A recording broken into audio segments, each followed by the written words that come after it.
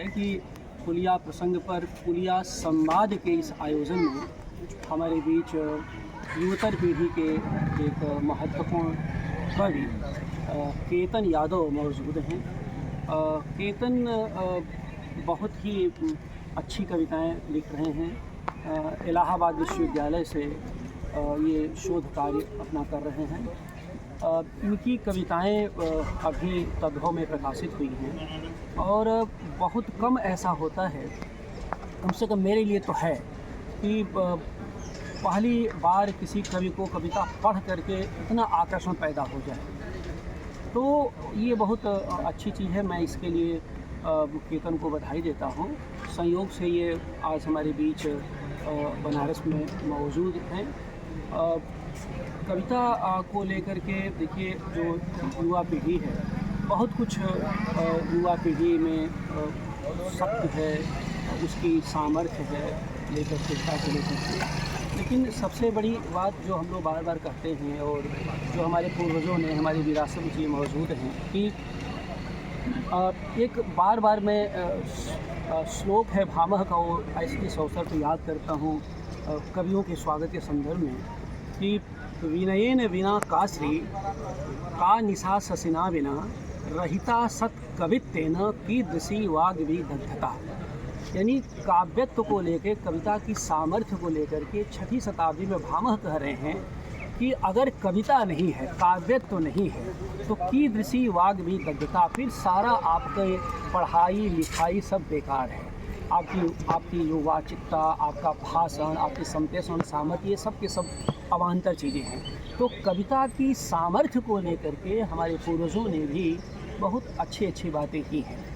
और उसी श्रृंखला में एक दौर में विजय देवराय शाही, जिनकी शताब्दी चल रही है, उसकी अवसर पर उनका एक वाक्य केतन की कविताओं पर चर्चा करने के पहले मुझे याद आ रहा है।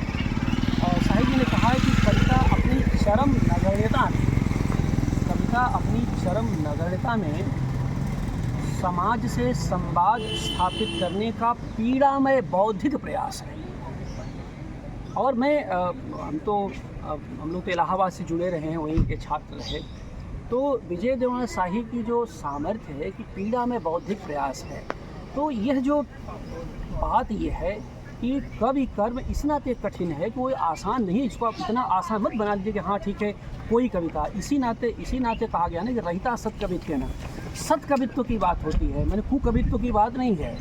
क्योंकि कुकवित्व आदमी को बहुत बर्बाद करता है और सुकवित्व आदमी को बहुत यश देता है। तो सुकविता बनाम कुकविता के बीच अंतर भी हमें करना आना चाहिए, खास करके आप सब साहित्य के विद्यार्थी हैं उस रूप में। इसी नाते मैं आपसे वावत कहता हूँ कि सब कुछ हो, आपकी धार तेज होनी चाहिए, आप में सत्य और ऊर्जा का संचार होना चाहिए, लेकिन विनम्रता, कवि के लिए विनम्रता तो अनिवार्य है। अरे एक बौद्धिक विनम्रता जो आपके अंदर ईमानदारी, कर्कश मन से सार्थक काव्यत्व विकसित हो नहीं सकता।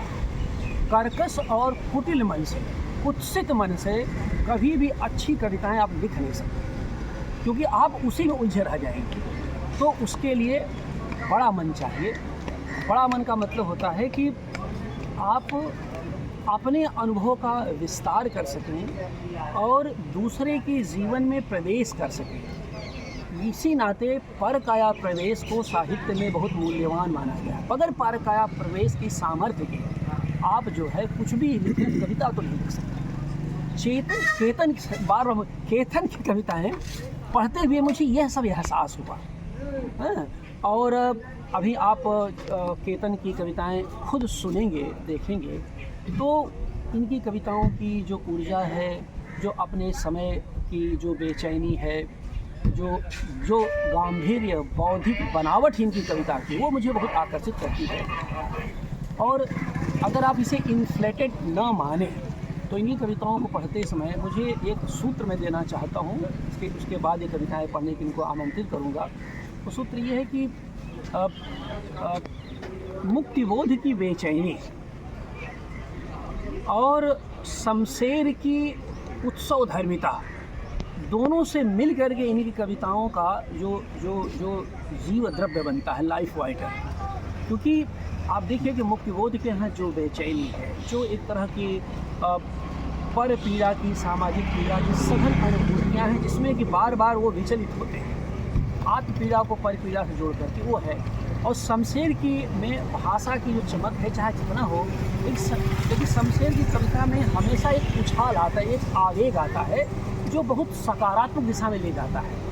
और रहते रहते एक उनके शब्द बहुत स्फुलिंग की तरह सामने आते हैं, और जो स्फुरित होते जो शब्द होते हैं उनमें कई बड़ी सकारात्मक ऊर्जा होती है। इसका मतलब मुक्तिबोध में नकारात्मक ऊर्जा नहीं होती, लेकिन मुक्तिबोध में क्या कि एक तो आवेश त्वरा उनमें बहुत ज़्यादा है, और दूसरी बात है कि कई बार वो अवसाद की तरफ ले जाती है वो कविता, कई बार वो अवसाद की तरफ ले जाती है।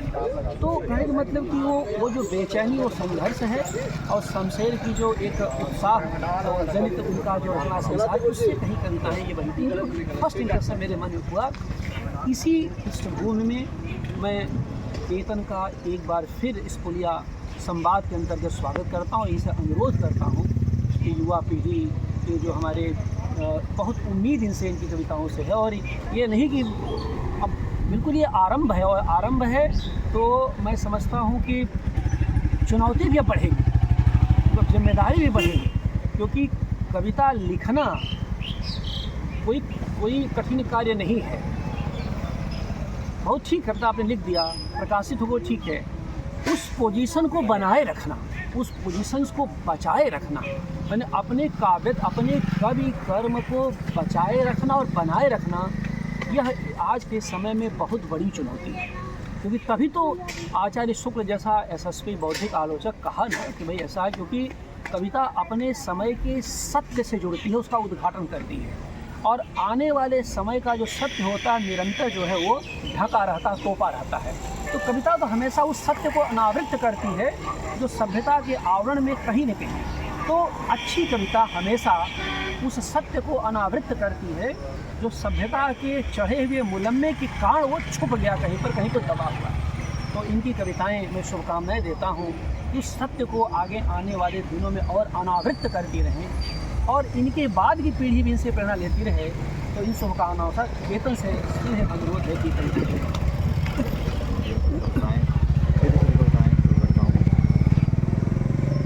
दुख की चिट्ठी छोटी सी, वहाँ से शुरू करता हूँ। कविता ये पुरानी कविता है। सबसे अमौखिक दुख सबसे अकेले भोगना पड़ता है। सबसे अमौखिक दुख सबसे अकेले भोगना पड़ता है। हर दुख आत्महत्या से पहले चिट्ठी नहीं लिख पाता। कहने से दुख नहीं मिटता है, केवल उसके शब्दकोश से शब्द कम हो जाते हैं।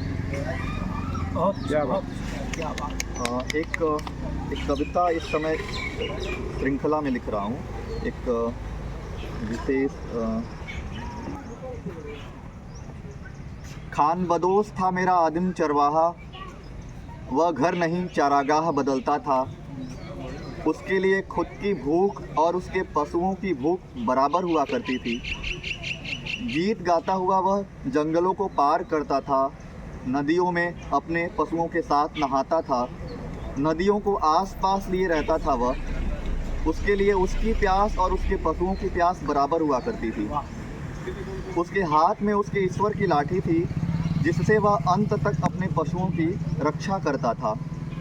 उसके लिए उसकी जान और उसके पशुओं की जान एक ही थी। एक अच्छा चरवाहा अपने पशुओं के लिए अपनी जान भी दे सकता है। क्या बहुत सुंदर। और कविता के पंक्ति देखिए कि घर नहीं चारागाह बदलता था। आप एक देखिए जरा सर, यानी वो जो पशुओं की भूख के साथ संवाद करना, तो भूख के संवाद की जो एक सघन बौद्धिक बनावट इस कविता में दिखाई दे रही है, वो बड़ी मूल्यवान है। सर एक कविता के लिए उन्होंने बोला भी था, और कविता पर सर की टिप्पणी भी आई थी, तो वो कविता एक अभूतपूर्व रोमांचक अनुभूति।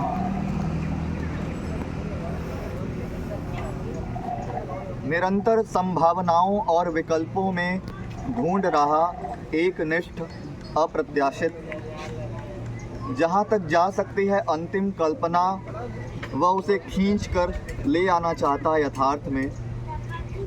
टच भर से खुल जा रहा है पूरा संसार, हर रहस्य हो रहा अनलॉक। नैनो चिप से नस नस में छिपी खुरापाती संवेदनाएं दबोची जा रही हैं। अब मृत्यु टाली जा रही है इस सदी में, अब अमरता पास आती जा रही है। जो भी तुम्हारा ईश्वर नहीं रच पा रहा वह सब होता जा रहा है मुमकिन यहाँ। अब पेड़ पौधे, जानवरों और सूक्ष्म जीवों कुछ अलग हो पास अब शायद तुम्हारे। भाषा पर कितने दिन डिकोड करने को क्या रहेगा शेष। भाषा में बाइनरी डेसिमल में अटते जा रहे सभी व्याकरणिक कलाप। हम जो चाहते हैं और जो बकते हैं उस भाषा में अब कोई अंतर नहीं रह गया। तो फिर अब बचा क्या। कवि ने कुछ रचा क्या, कुछ अलग, कुछ नया, कुछ मौलिक। ओह कितना कठिन। कुछ भी तो नहीं, पर कुछ तो हो जो थोड़ा उलझाए, फुसलाए। आँखों के सामने सब मुमकिन होता जा रहा है। बढ़ता जा रहा हूँ मैं लगातार, एक अभूतपूर्व रोमांचक अनुभूति खोजते जा रहा निरंतर। स्वादेंद्रियाँ अब इतनी निष्क्रिय और उदासीन हो रही कि मुझे महसूसने के लिए कुछ अतिरिक्त जुटाना पड़ रहा। एक विस्मयहीन संसार में रोज बढ़ता जा रहा हूँ मैं। यहाँ कुछ भी अब होना चकित नहीं करता। आश्चर्य होने का षड्यंत्र खुद करना पड़ रहा। मेरा मनुष्य होना निरंतर आश्चर्यहीन होता जा रहा है। वाह क्या बात है, क्या बात है। अब देखिए, मेरा मनुष्य होना निरंतर आश्चर्य होता जा रहा है। शब्दों का चयन और उसकी नहीं, बनावट, मनुष्य सजावट मतलब बड़ी। काव्यत्व के कविता और मनुष्य के बीच कैसे सघन संवाद है। और इसी को मैं कहता कि सत्य के उद्घाटन की बात कर रहा हूँ। यानी कविता की जो कवि की जो बेचैनी है और कविता के सामने जो संकट है, वो दोनों स्पष्ट रूप से सामने आ रहा है। एक कविता और पढ़ दो। एक कविता सर ने शुरुआत में कुछ बातें कवि और कवित्व के हवाले से की। तो एक कविता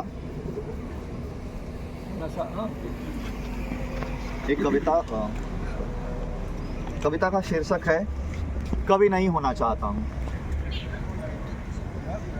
कविता के बाहर के नागरिक जब चुप पड़ गए थे तब कविता के भीतर के नागरिकों ने बोलना चुना।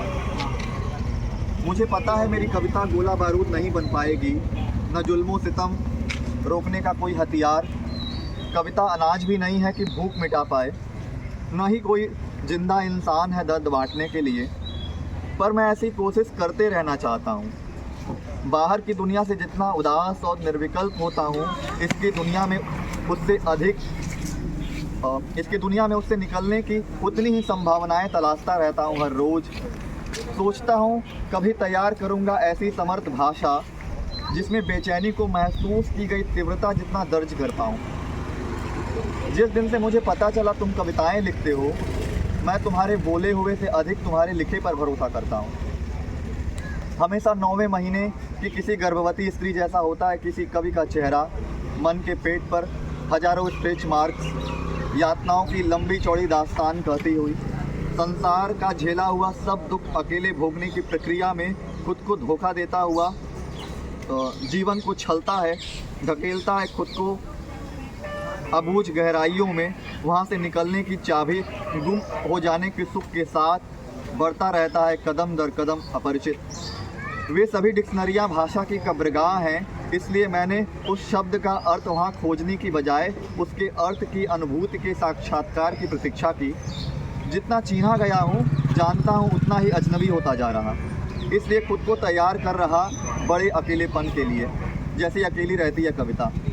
कविता की तरह जीवन के व्याकरण को तोड़ मरोड़ देना चाहता हूँ, करना चाहता हूँ पुरानी कविता का उल्लंघन, पिछली भाषा का अतिक्रमण, पुराने शिल्प का विसर्जन। दुख की कविता पढ़कर दुख नहीं मिटता कवि का, इसलिए कविता में दुख हो जाना चाहता हूँ। एक दुख से निकलने के क्रम में दूसरे में गिरता जा रहा हूँ। बड़े संकट से जूझते हुए कई छोटे संकटों में फंसता गया। जैसे उसका कारण बताने के सच के बदले और 100 झूठ चुना।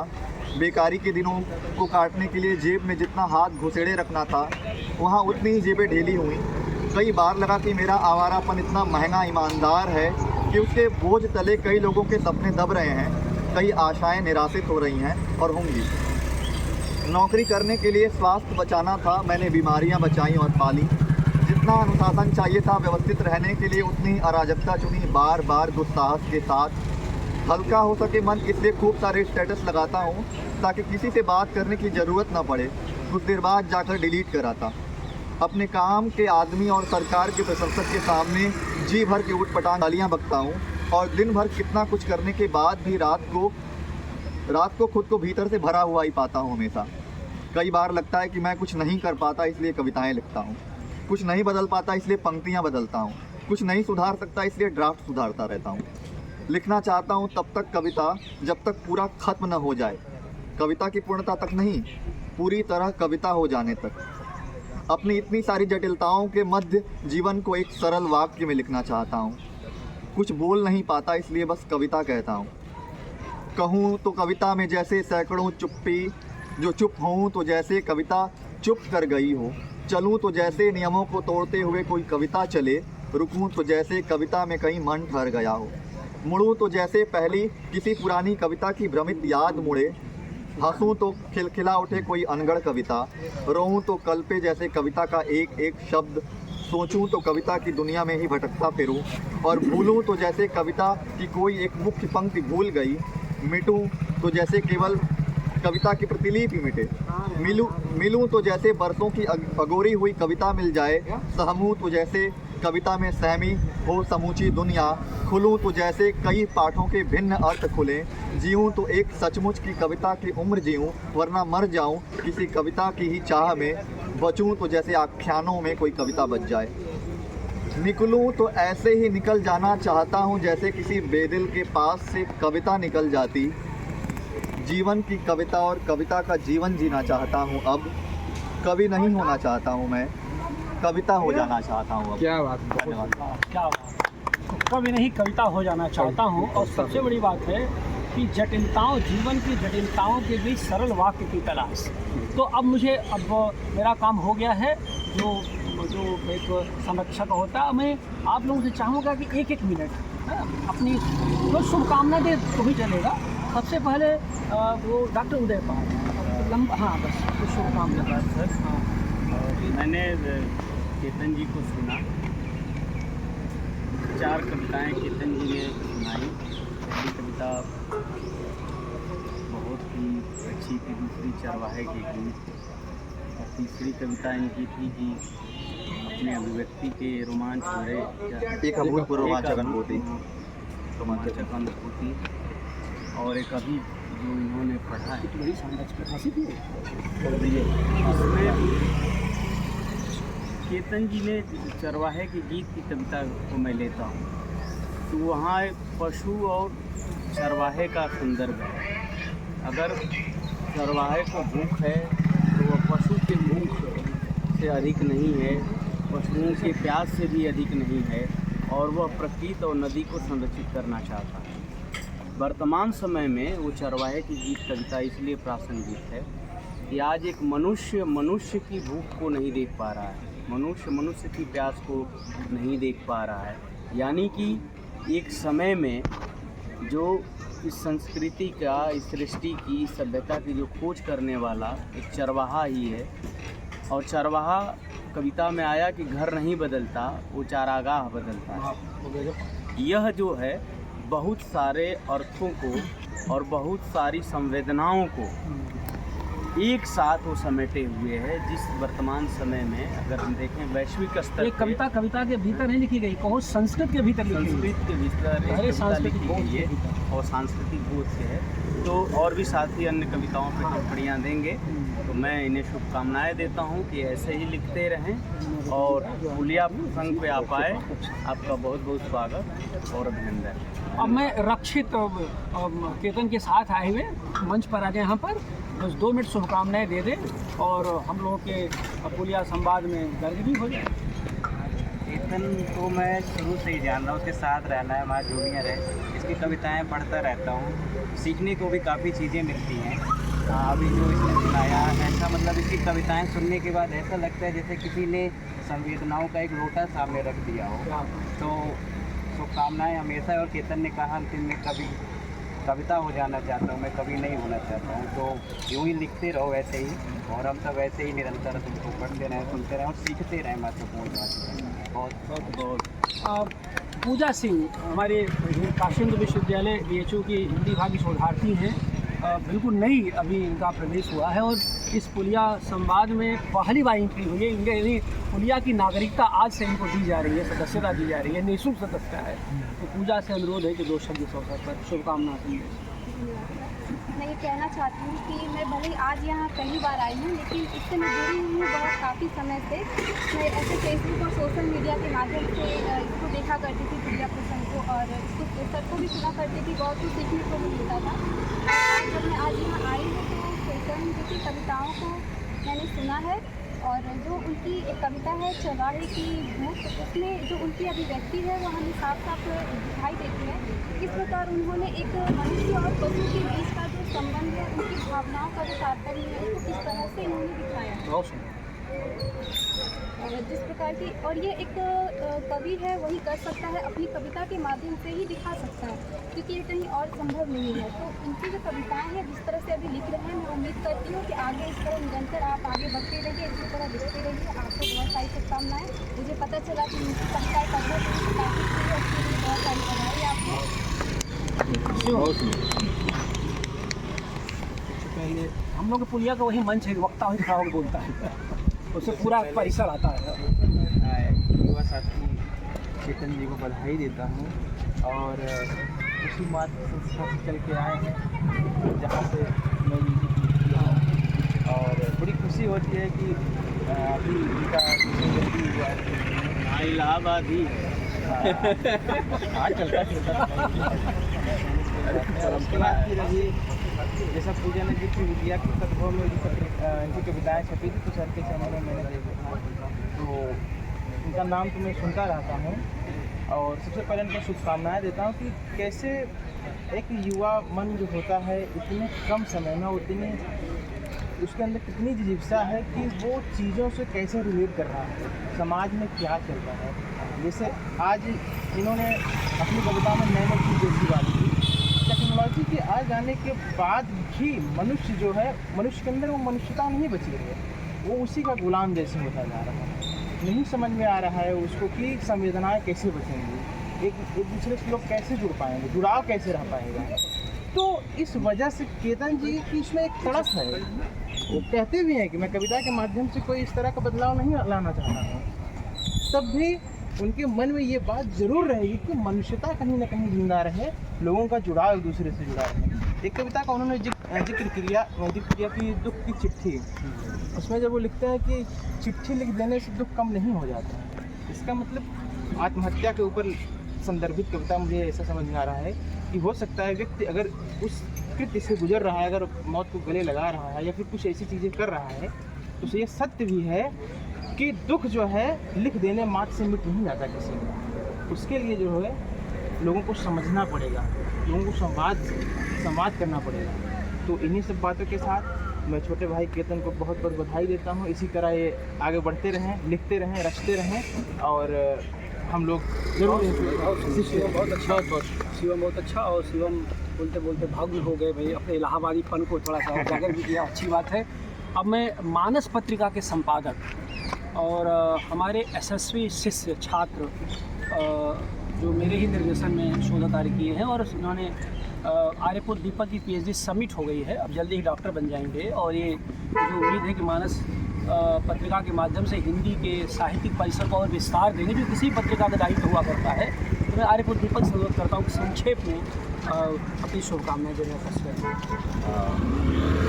20वीं सदी में जब मनुष्य मशीन होता जा रहा है, और हम बात तो उत्तर आधुनिकता की करते हैं, पूंजीवाद की बात करते हैं, और सबसे एक दूरी बना करके उसके बीच अपना मनुष्यता बचाने का प्रयास करते हैं, लेकिन वो हमें उतना सही होता हुआ, उतना बचता हुआ नहीं दिख रहा है अगर हम साहित्य को अलग कर दें तो साहित्य जो है मनुष्यता को बचाने का प्रयास निरंतर कर रहा है। खास करके 21वीं सदी में जब मनुष्यता पे बहुत ज़्यादा संकट है, मशीनी मानव जो है मशीनी मानव होता जा रहा है, उस दौर में केतन जी की कविताएं जो अभी मैंने सुना और इससे पहले भी सोशल मीडिया के माध्यम से मैं जो देखा हूँ, एक मशीनी मानव को इंसान बनाने की जो जद्दोजहद है इनकी कविता में, वो हमें दिखाई देता है।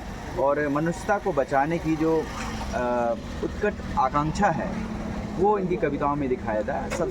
सबसे बड़ी बात है कि इनकी कविताओं में एक सांस्कृतिक बोध है, सांस्कृतिक बोध है जो हमें अपने जड़ से अलग नहीं करता, हमारी जो पूर्वजों की संस्कृति रही है उससे कहीं न कहीं जोड़ने का प्रयास करता है, उसको जोड़ करके रखता है। तो बहुत अच्छी कविता है, कभी इस पे विस्तार से हम लोग बातचीत करेंगे। लेकिन आज के दिन हम लोगों ने 4-5 कविताएं इनकी सुनी और सभी एक पर एक कविताएं, किसी से तुलना नहीं किया सकती। तो मैं इस अच्छी और सार्थक संगोष्ठी के लिए प्रकाश शुक्ल सर और हमारे मुख्य वक्ता, मुख्य अतिथि छोटे अनुज भाई केतन को बहुत बहुत शुभकामनाएं और बधाई देता हूँ। अब पंकज यादव हमारे BHU के हिंदी विभाग के ये भी नए शोधार्थी हैं, पूजा के बैचमेट हैं। मैं पंकज से कहता हूँ संक्षेप में शुभकामनाएं। धन्यवाद सर। केतन उनसे मिलना हमारा बहुत कम समय का साथ रहा है। उनसे पहली मुलाकात हमारी फोन से हुई थी, लेकिन आप आपसे मिल गया था मैंने, लेकिन मिल नहीं पाया।